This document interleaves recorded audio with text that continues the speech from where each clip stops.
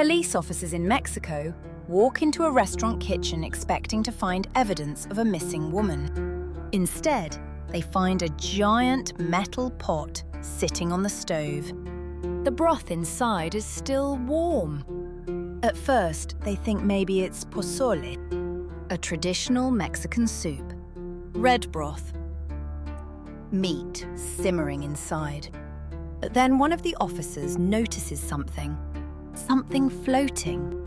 But the missing woman's ex-husband had been serving food out of this kitchen. And somehow, this isn't even the most disturbing part of the case. Tonight, we are going to talk about the horrifying case of Magdalena Aguilar Romero. Welcome to the podcast you can't unhear. Some stories don't feel real until you realize they started with something painfully ordinary. A relationship, a pregnancy, a woman trying to make things work. And that's what makes this case so disturbing.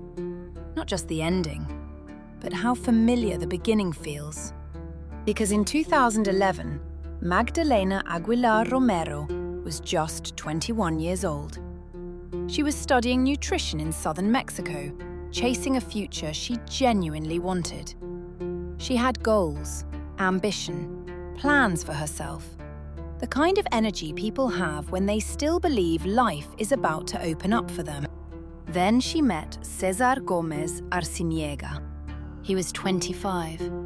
Older, more experienced, probably confident in a way that felt attractive at first. They started dating. Things moved fast, and 6 months later, Magdalena was pregnant. And you can almost picture the pressure surrounding them. Family expectations. Responsibility. Do the right thing. So they got married. They settled in Taxco de Alarcón, had their first child in 2012, then another in 2014. Magdalena paused her studies to raise the kids. From the outside, they looked like a completely normal family. But normal is such a dangerous word sometimes. Because people hear normal and assume safe. Meanwhile, behind closed doors, Magdalena's life was shrinking. According to her family, Cesar didn't support her dreams at all. He didn't want her continuing her studies. Didn't want her becoming a nutritionist. He wanted her at home, cooking, cleaning, taking care of him and the children. And I think one thing people underestimate about controlling relationships is how slowly they change your reality. It's rarely, "You belong to me." It's more like, "Why do you need that? Who are you trying to impress?" "Your family is turning you against me." Tiny comments. Tiny restrictions, tiny guilt trips, until one day you realize your world revolves around keeping one person emotionally stable. And the scariest part? A lot of people around them probably had no idea how bad things were getting. Because abusive men are often very good at performing normalcy in public, then the violence started escalating. Psychological abuse became physical abuse. And not minor fights either. Magdalena was reportedly beaten so badly during one incident that she had to be hospitalized. That image stays with me. A young woman with dreams of becoming a nutritionist ending up in a hospital bed because the person who claimed to love her couldn't handle control slipping through his fingers. Eventually, Magdalena made the hardest decision people in abusive relationships are forced to make. She left. With help from her parents, she escaped with her 2 children. Cesar begged her to come back, but she refused. In 2015, the divorce became official, and she gained custody of the kids. That should have been the beginning of her happy ending. Because after the divorce, Magdalena slowly rebuilt herself. She returned to school, finished her degree. She finally became a nutritionist. Started working at the Urban Health Center in Taxco de Alarcón, I always find that part emotional in stories like this. The rebuilding phase. People think survival is the hard part. Sometimes rebuilding is harder. Learning how to trust yourself again. Learning how to make decisions without fear. Learning how to exist outside someone else's control. Meanwhile, César also appeared to be moving on. He became involved in restaurant work and cockfighting. On paper, it looked like both of them had entered separate chapters of life. But abuse doesn't always end when the relationship ends. That's another thing people miss. For some abusers, separation feels less like heartbreak and more like humiliation, especially when the victim starts doing better without them. And Magdalena was doing better. She had escaped. She had a career. She was becoming independent. That combination can become dangerous around someone obsessed with control. Because of the children, Magdalena continued allowing César to see them. She didn't want her kids growing up without a father figure.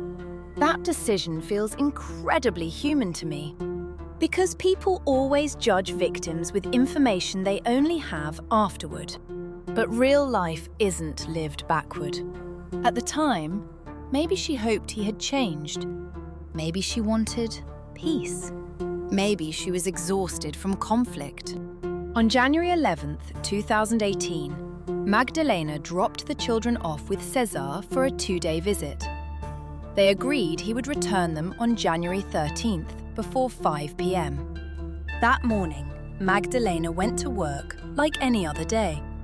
And this is the part that always quietly breaks me in true crime stories. The normality before disaster. At 8:30 a.m., she conducted a nutrition consultation with one of her patients. After work, she planned to pick up her children and meet her mother at church afterward. Just regular life. Errands, family, work. No one wakes up thinking they're living the final routine day of their life. At around 5:30 p.m., Magdalena called her mother. She said César still hadn't brought the children back, so she was going to his house herself. She told her mother she'd be late for church. Her mother told her to get the kids first. And that became the last conversation they ever had. Nobody says goodbye properly. Nobody realizes it's the last time. Hours passed. Her mother kept calling, texting, asking where she was. No answer. The next day, Magdalena's mother went to César's house herself. César and his mother, Sylvia, claimed Magdalena had come by the night before, but supposedly left around 10 p.m. without her children. But then Magdalena's mother noticed scratches on César's face. And I can't imagine what that moment must have felt like. That horrible instinct settling into your stomach. That quiet realization that something is deeply wrong. Magdalena's disappearance was reported, and soon her photo spread all over social media and around the streets of Taxco. Days passed with no answers. And there's something especially tragic about missing persons posters. Every smiling photo suddenly becomes evidence. Every family memory turns into a search tool. Finally, after public pressure grew, authorities searched César's property 9 days later. I can't believe it took them that long. At first, the house didn't reveal much. But then, investigators searched the restaurant kitchen. And this case became one of the most horrifying crimes in modern Mexican true crime history. Police found a large pot on the stove, the kind used to make pozole. Inside the pot was red broth and human limbs boiling inside it. Even saying that out loud feels unreal. Investigators also found additional body parts nearby and human flesh stored inside the refrigerator. The remains belonged to Magdalena. The autopsy later confirmed she had been strangled before her body was dismembered. This is where I think people focus so much on the gore that they miss the psychology underneath it. Because this wasn't random violence. This was deeply personal. This was rage mixed with control, mixed with humiliation. The brutality almost feels symbolic, like he couldn't stand the fact that Magdalena had rebuilt her life without him. She escaped him. She became successful. She became her own person again. And for certain deeply controlling people, that loss of ownership becomes unbearable. Police immediately identified César as the main suspect. But by then, he had already fled. Wanted posters spread across Mexico, offering rewards for information leading to his capture. Meanwhile, the children were left carrying trauma most adults couldn't survive psychologically. Because during the trial, the children testified. They witnessed their father kill their mother, alongside their grandmother Sylvia. That genuinely devastated me. Imagine your understanding of love becoming permanently fused with violence before you're even old enough to process it. Sylvia was sentenced to 40 years for helping cover up the crime. César remained a fugitive for years before finally being arrested in 2022. Then, in 2023, his prison sentence was increased to 60 years. But still, nothing about this feels finished. Because prison closes a legal case, not an emotional one. Magdalena's mother still lost her daughter. 2 children still lost both parents in different ways. And a woman who fought so hard to reclaim her future never got the chance to fully live it.